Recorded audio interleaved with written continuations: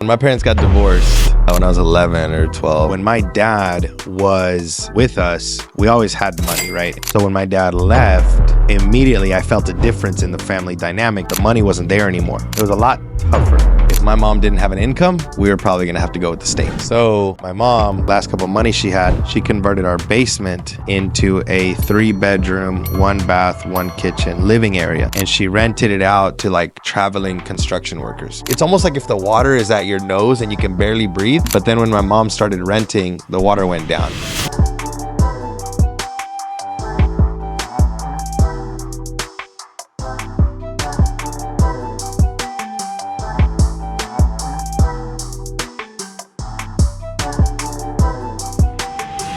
Hey guys, today we have someone very, very special in this podcast. Today is a good friend of mine.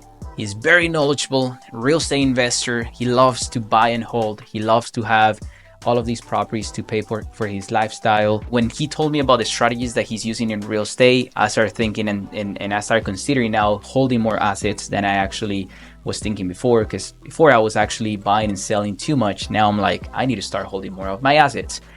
So guys, to you, friend of mine, his name is Felipe Mejia. Felipe, bro, welcome to this podcast. Glad to see you here. Excited to get started.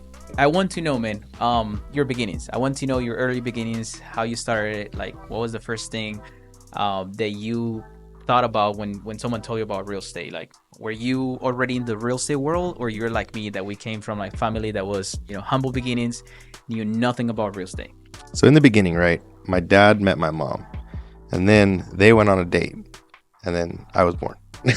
That's too early. Oh, too early. No. Fast forward. Fast forward. I don't want to know that side of the story. I just want to know when you were like first time that you heard about real estate. Like, what was your? Yeah. So this is 2 stories. Mm-hmm.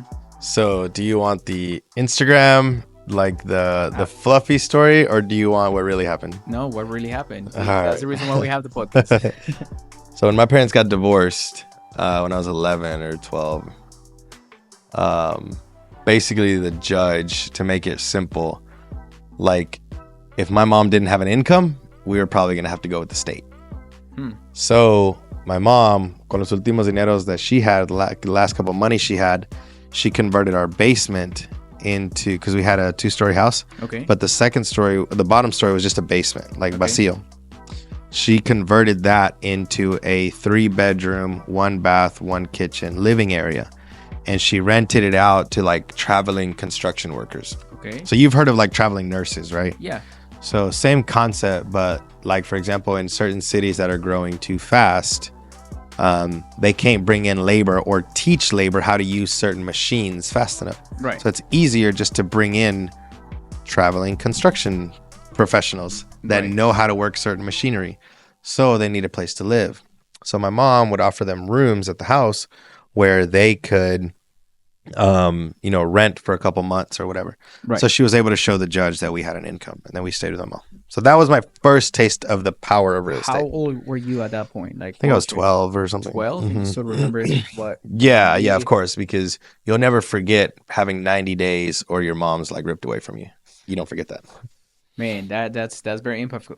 So that happened. Then your mom started renting, getting some cash flow. Is that the first time that you had some sense of like money coming to your? Well, what happened was, and the reason that I felt it was when my dad was with us, we always had money, right? In our culture, dad works, mom stays home, cooks, cleans, takes care of the kids.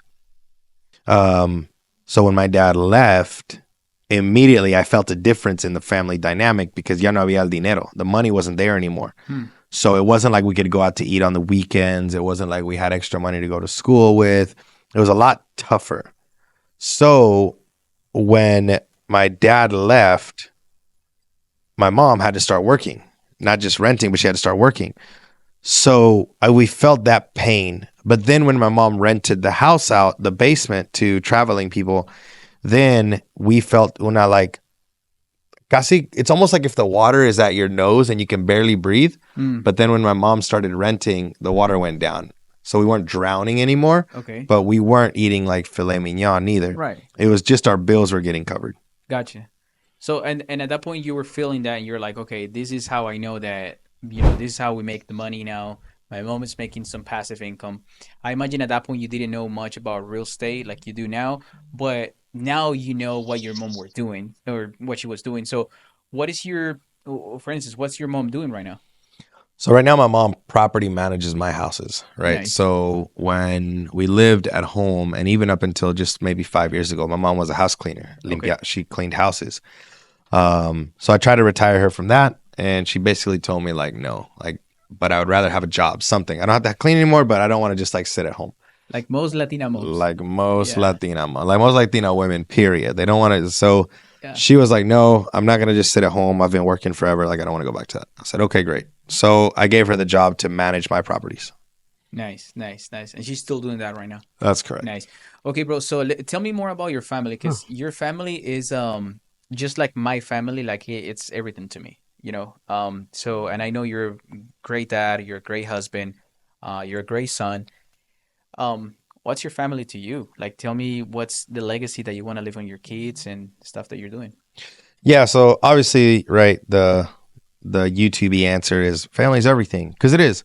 But I wanted to get more granular than that. So I asked my mentor, I was like, hey, Dom, I want to teach my son to work hard, to value things, to earn his keep, and like all these things. And I'll never forget, Dom basically told me, he's like, bro, let's be realistic. Like, your son doesn't have to work hard anymore. He's not going to have to learn to work hard.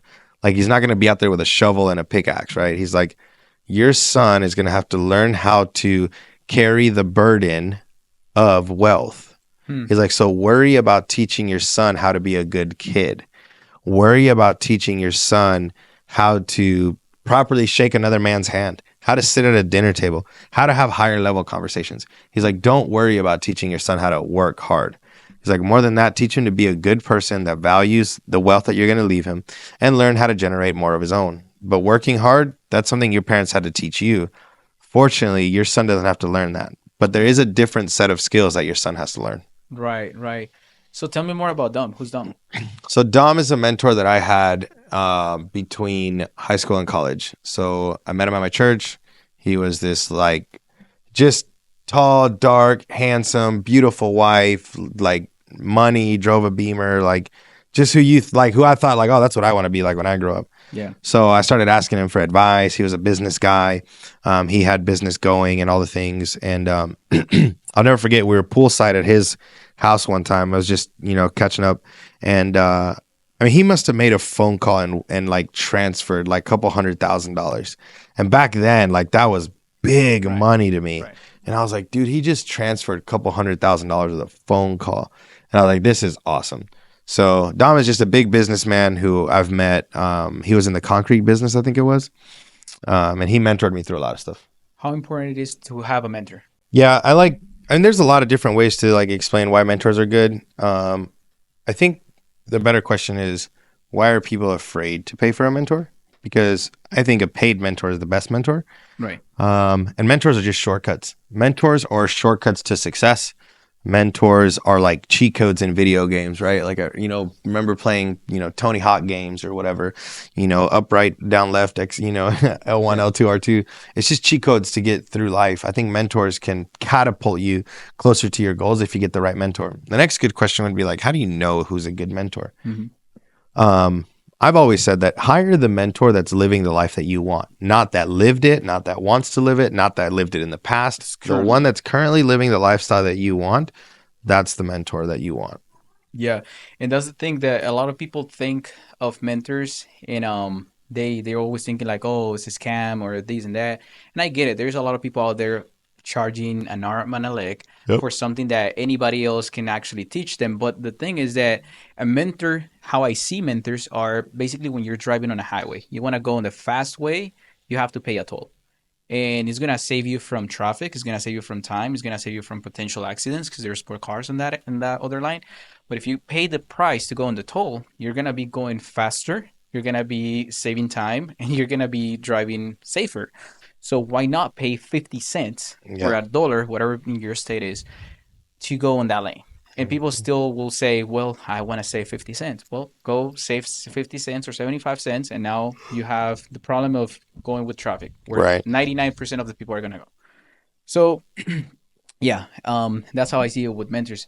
Now, tell me about Tennessee. Mm. You're definitely here right now in Florida visiting us, and I'm so glad that you came to Florida for these podcasts and the stuff that we're working on right now. But tell me about Tennessee. There's a lot of people watching us right now from different states. I want to know your input on your market. Yeah, so I like Tennessee for a couple of reasons. One of the bigger reasons is Tennessee is a red state. So what that means is it votes in favor of business most of the time. Mm, So it's landlord friendly, so that's a plus. Evictions take 45 days, that's a plus. nice. It's a growing market. It's steady. It's not like blowing up like some of these other states. It's just consistently growing. And I'm the type of investor that likes consistency. Right. So for me, a consistent growth and scale in real estate is important because if there's a change in the market, I'm able to notice that sooner than later, if you will. So I don't have to, worry about big shifts or big changes in the market. Nashville is pretty consistently growing. Nice. Mm-hmm. So I like that from markets that are in red states, and I don't really like to invest too much in blue states. What do you have to say to the people that say, "Well, I'll buy whatever as long as the deal makes sense"? What do you have to say about buy boxes? Yeah, that's a really important one. So I'm big on no, right? So I once heard a real estate investor say, if it's not a hell yes, it's a no.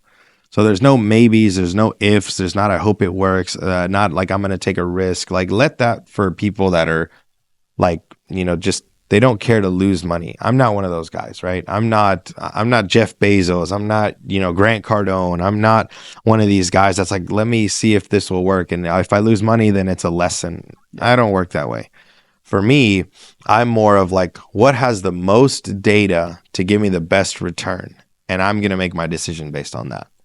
Gotcha. So for me, I'm not a big risk guy. I'm not out there like gambling on real estate. Like my stuff is slow and consistent. Mm-hmm. So for here, I'll give you an example. My lifestyle is based on my cash flow, not my net worth, not my refinance, not any of that. My lifestyle is built on my cash flow. Okay. So if my cash flow is in the, let's say $30,000 a month, then that is what my lifestyle is. $30,000 a month allots, that's what I live off of. The remainder I keep in savings or I reinvest into more rentals. And as the rents go up, then my lifestyle goes up. But I don't make a giant lifestyle change just based on like other active income or whatever. Which is great because a lot of people think, well, I just made 20 or 40 or 60 or $100,000 in this flip. I'm gonna go ahead and spend the 40,000, and that's where people make a mistake. Because if you're spending money on active income or money that you're making by spending your time or putting your time into the properties or into the projects, and then you're making a lot of profit, but you're spending that money, then you're doing it wrong. You have to spend money based on your cash flow, the money that you don't have to work for. Basically, the money that's coming every single day or every single month, and it's coming whether you wake up that day feeling like working or you felt like staying home, which is great. But let me ask you, so you're really like, as far as like risk, you analyze risk from different angles, and you only like to do the deals that you found like are good for your risk, performance. Have you ever lost money on any deal? So I know that people that watch this might not, well, they might not believe me, but no, I've never lost money on a deal ever. And it's because I overanalyze, I market research, I know what I like, I have my buy box, I stay in that zone of genius where I don't get outside of that, right? So I live off the cash flow, the appreciation, all the other benefits. We don't eat off of that, if that makes sense. Mm-hmm. For us, a big one is making sure that we stay within our budget, right? Now, people that are making millions and $1 million a month, their budget might look different. But for me, I just wanted guaranteed generational wealth. What do you have to say to these people that say you got lucky? They don't see the work, they just see the results. Yeah, there's a lot of people like that, right? That are saying that like, oh, you just got lucky. You bought before COVID. Or, there's always going to be those. I had a mentee the other day that said, oh, well, you analyzed 5 years back. You got lucky and caught COVID and all these things. And I'm like, bro, honestly, it's like before there was COVID, there was the '08 crash. Before the '08 crash, there was the dot-com boom. And it goes on and on and on and on. People that get lucky have to get in the way of luck to get lucky. Yeah. So it's not really getting lucky. It's more like, did you put in the work to get in? Someone explained it to me like this. You can't get wet unless you step into the river, right? And if you catch a current, it's because you stepped into the river.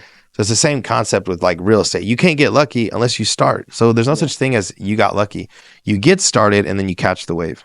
Yeah, and the market is usually like up and down, but overall you always have like 6 to 7% appreciation in average. So, which is a good thing because that just means that if you're on a good wave, you're just going up and you're basically, navigating with it. But if you're not, then, it doesn't matter. Like you're still gonna hold it, you're still probably gonna continue. Don't quit. That's the one thing about real estate. You don't want to just quit. You want to be able to always be consistent, persistent, and you want to stay on the game. People don't see that. People just want to make quick, fast money overnight, and that's it. And people have to start thinking about real estate as a long-term play. You want to build generational wealth, you have to stay in the game for the longest. Through COVID, a lot of people made money. A lot of people, because interest rates started dropping, so your house was worth more. Now, when you were buying a house that you were flipping, you were able to sell it for like $100,000 or $50,000 above asking price. Now you don't see that happening in 2023, 2024. So the people that were doing it just because of the money, they're quitting right now. We investors who are smart and staying on the deals, we're going to catch another wave, which is about to happen actually from my point of view, that's going to help us now go $50,000 more. So that's the value of staying in the game. People have to stay in the game. They have to kind of like navigate through those waves. You just mentioned a mentee.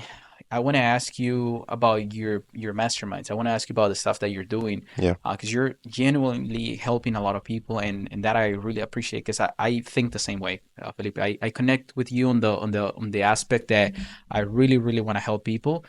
I'm actually amazed that some people, or surprised that some people don't help themselves, and that hurts me, but I want to help people, and you're the same way. So tell me more about the stuff that you're offering right now that you have.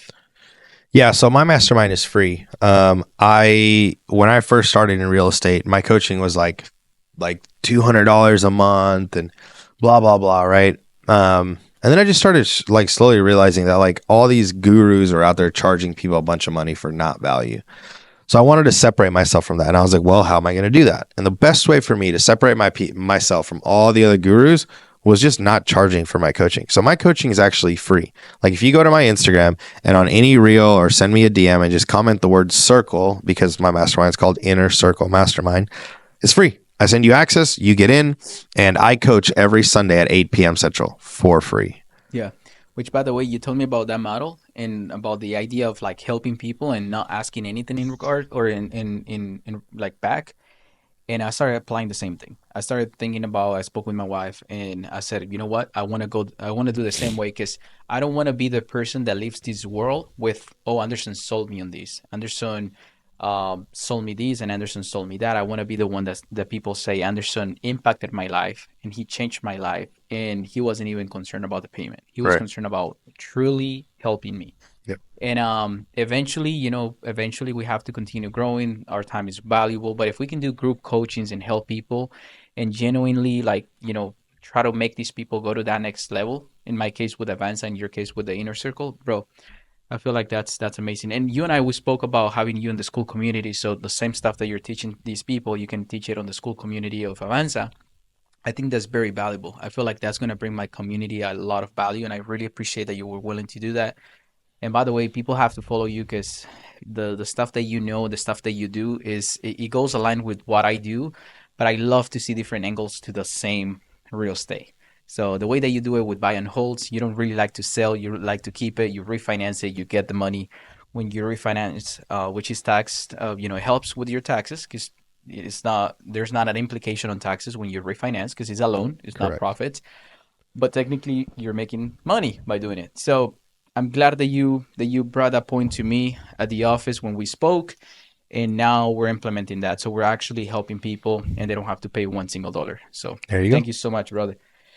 I want to ask you about something else. I want to ask you about how we met, and why do you think it is important to brand? So do you remember how we met or the Yeah, yeah, communication yeah, that we had? yeah. I made a reel, I think, that said like the 4 things you don't need to become a millionaire or something. Yeah. And I think the last one I was like, you don't need a fancy car to be a millionaire or something Yeah. to that effect. And I remember, I think you commented or sent a DM that was like, "Hey, I agree with everything you're saying except the last one. Yeah. I drive a Lambo and it helps." Yeah, And I because was, you said I don't need a college degree. I yeah, don't need to come from a rich family and hmm some other ones. And then the last one was I never needed a Lamborghini or I never needed like an exotic car. I'm like, hmm bro, everything you said, because I agree, you don't need a college degree. yeah, That's trash in today's world. I don't need these. I don't need these. But the branding, bro, I was like, yo, man, you're doing everything right. hmm One thing I would just say, from my humble opinion, get yourself a nice car. And yeah. you, Yeah, yeah, I remember that's how we met. You slid into my DMs and it was like, "Hey, no, the Lambos for this, that, and the third." And I actually DM back and I was like, "Oh, well, explain to me how, because I don't get it."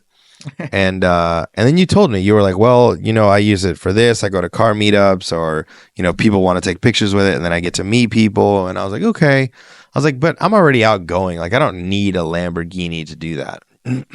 um, and then we got to talking, and we kept connecting. And then I spoke at one of your events.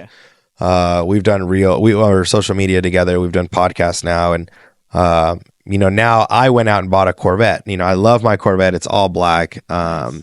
It's just a car that I've always wanted. It looks exotic, but I don't have to worry about the depreciation because they're $100,000. Like Yeah, in 5 years, if I drive it for 5 years, it costs me 20 grand a year to like. That's great. yeah, Um, but it goes to your purpose of what you said at the beginning, where having a nice car helps with marketing and meeting other people. yeah. And I can't fight that because we're literally sitting here because you have a Lamborghini. So I get it now on the back end of like how it helps. If anything, it starts a conversation. Where that conversation goes, I think then becomes more relevant to the person and Yeah. how me and you are. But that door wouldn't have gotten kicked open if you didn't have a Lamborghini. Same So thing I get it. happened with another guy in Miami that he's been posting content and he's like, hey, these and these about my car. And people hate that I post about my car, he said. But it's a tool. It's a tool to start conversations. And I literally replied to his comment. I'm like, it's true. And as a matter of fact, let's do something. Let's connect. Let's do a podcast so people see that actually works. And now we're connecting and we're about to do a podcast. And he's in Miami, great guy, doing amazing financially and stuff. And that's it, bro. Like when I see a Rolex like you have right now, when I see like stuff like that, those are just conversations that we opened and we start talking about it. And it's like I appreciate when someone else has a nice car, a nice watch, a nice house because I know it took effort to get to that point. Yeah. And I know how important it is for other person to appreciate that you're putting in the work and that you deserve that. So we having exotic cars, we having, the watches, the houses, the success, the real estate, the knowledge, and then still helping people for free and Yeah. still giving value to people. It's like, if that doesn't tell you who we are, Right. I don't know what it does. Because your time is very valuable, my time is very valuable, and we're still there providing to people and pouring a lot of information and great success to people and how they can become, wealthy. So that's amazing, bro. And I really want to appreciate the fact that you're always very humble too. You always say like, how we met and the way that we met. And you always, recognize that in a way it was, through a freaking Instagram post, but it's taken this relationship, this friendship to, great levels to where now we're open to doing deals and stuff like that. I want to ask you about Abacus, bro. What is it? So, Abacus is a bookkeeping company that focuses to help real estate investors. Now, it helps anyone, but our focus is real estate because that's kind of what the owners are. Me and my business partners are all real estate investors. What's interesting is the other day somebody asked me why. It's like, you're a successful real estate investor. Why do you have a bookkeeping company? And it was a great question. The reason we started Abacus was 2 years ago. My wife was like, babe, I'm done with the bookkeeping. You own 20 plus rentals. You have your coaching mastermind. You have a skip tracing company. I own a skip tracing company. She's like, I'm done. Like, it's a lot. And now she's like, we need to hire a bookkeeper. So I was like, okay. So we went out, we're looking for bookkeepers. I mean, we spent a whole year interviewing, trying to find a good bookkeeper. And everyone was just ridiculously overpriced because CPAs are typically your bookkeeper, and CPAs aren't going to lower their hourly rate because they're doing because they're doing less, like, different type of work. They're going to charge CPA hourly rates. And I was like, man, I can't figure this out.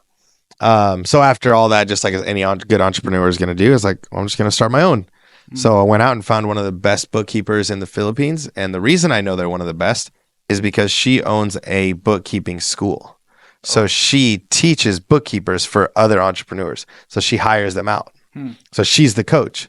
So I asked her, I said, hey, I'll give you 10% of a company that I haven't started yet if you feed us your top students. Nice. And she said, done.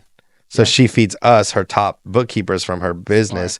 And I gave her 10% of the company. So I know that we have some of the best bookkeepers, out of the Philippines. That's amazing, bro. Very smart, great niche, great, service that you're offering. Because me personally, I'm looking for that type of service. And that's the reason why I told you and I said, hey, let's work. Because it's actually something that a lot of people don't understand. They don't know, especially when you have real estate. It's a lot of moving parts. It's a lot of like expenses that you have to typically make. And it's a lot of like back and forth. And the income that you make and then preparing everything for taxes and so all of that stuff. And it's a great business and I'm glad that you're doing it, bro.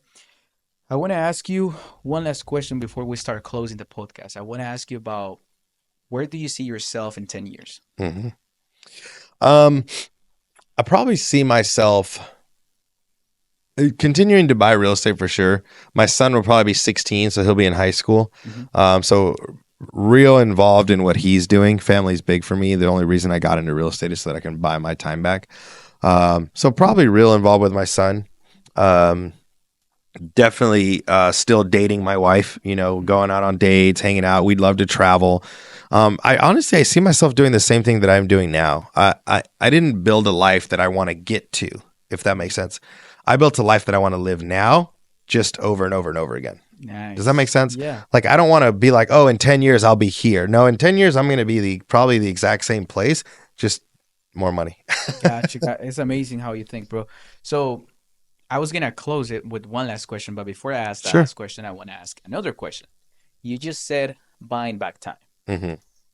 Explain that to the people, to the audience, because that's a big thing. In my case, buying back time is the biggest thing, and I want to make sure that I'm always doing it.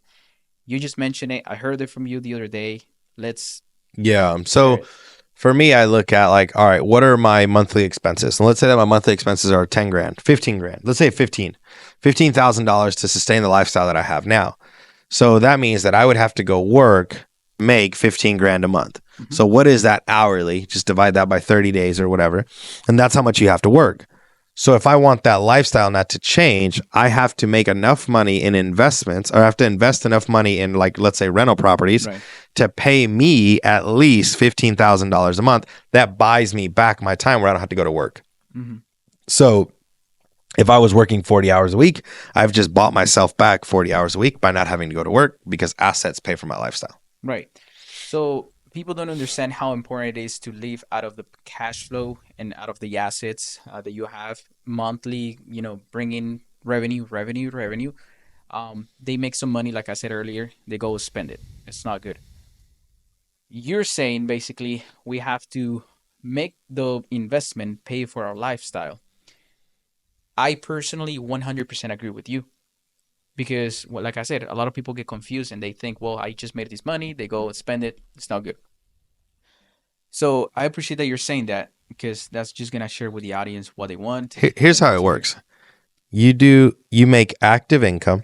You use that income and you invest it into assets that are appreciating, going up in value, because you can't outwork my 20 houses. My 20 houses together, let's say, or 25, whatever it is, are going up, let's say, $1 million a year, that whole portfolio.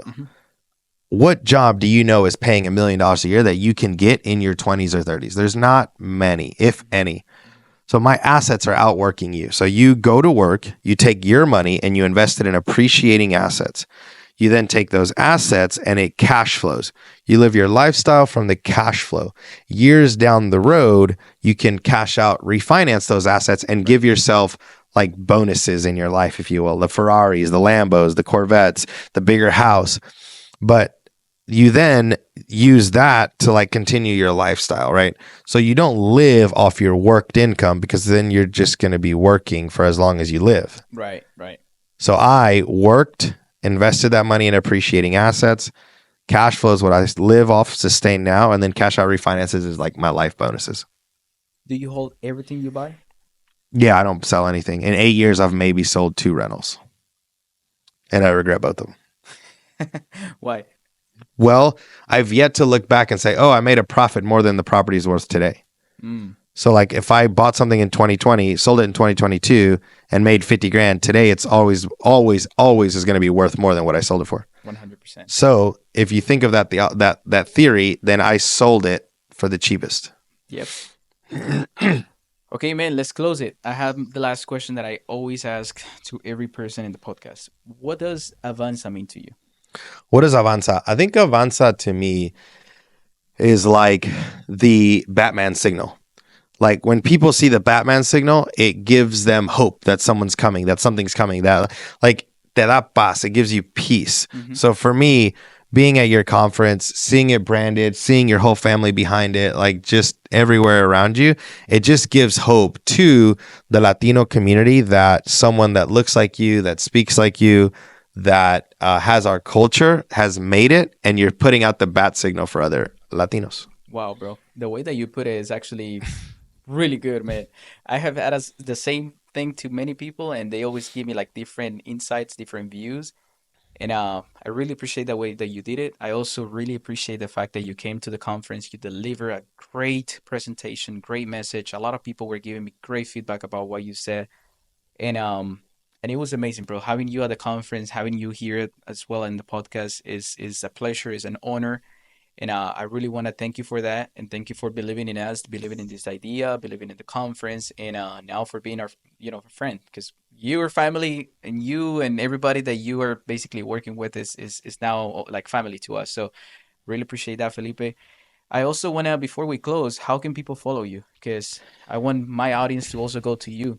Yeah, so you can find me mostly on Instagram, Felipe Mejia REI. I'm sure it'll be in the description of the podcast. But I answer all my DMs.